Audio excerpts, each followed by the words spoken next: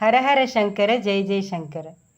நம்ம எல்லாருக்குமே தர்மம் தலை காக்குங்கிற பழமொழி நன்னா தெரியும்.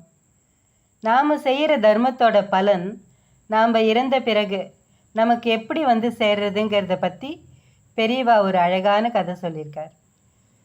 கொடை தர்மம்னு சொன்னாலே நமக்கெல்லாம் உடனே நம்மளோட மனக்கண்ணில் ஞாபகத்துக்கு வருது மகாபாரத கர்ணன் தானே.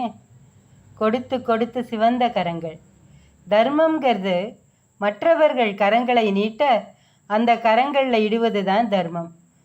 ஆனால் தன்னோட கைகளை நீட்டி மற்றவர்களை எடுத்துக்கொள்ள சொல்வது கர்ணனுடைய தர்மம். அப்படிப்பட்ட கர்ணன் இறந்த பிறகு சொர்க்கத்துக்கு போகிறான்.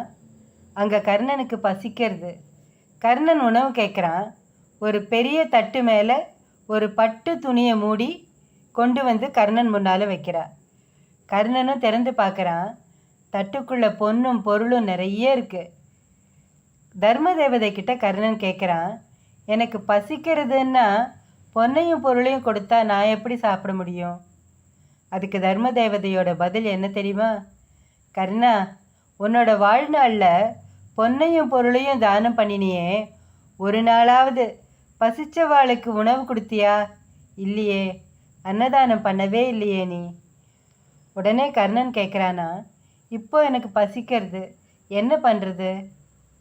உடனே தர்மதேவதை சொன்னாலாம், உன்னோட ஆள்காட்டி விரலை வாயில் வச்சுக்கோ, உன்னோட பசி போயிடும்னாலாம்.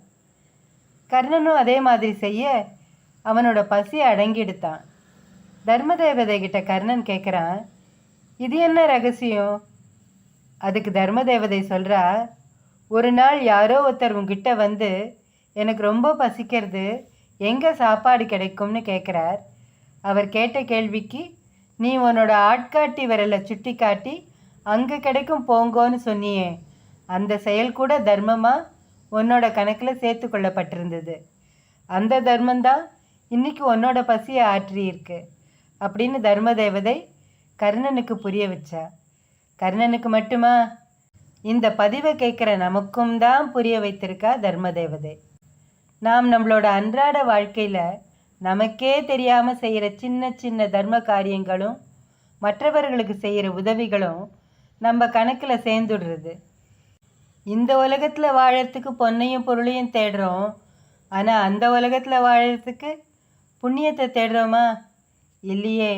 மகா பெரிவா சொன்ன இந்த கதை மூலம் புண்ணியத்தின் பலனை புரிந்து கொண்டு நாம் பல நல்ல செயல்களை நம் கடைசி மூச்சு உள்ளவரை செய்து கொண்டே இருக்க வேண்டும்.